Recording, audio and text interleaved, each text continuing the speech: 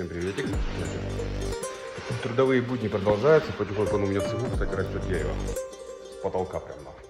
Обычно с земли, а у меня с потолка. Приехал передний редуктор с Тигуана дизельного и задний редуктор. Вот в заднем редукторе переуплотняем их. Смотрите, какая бяка хорошая.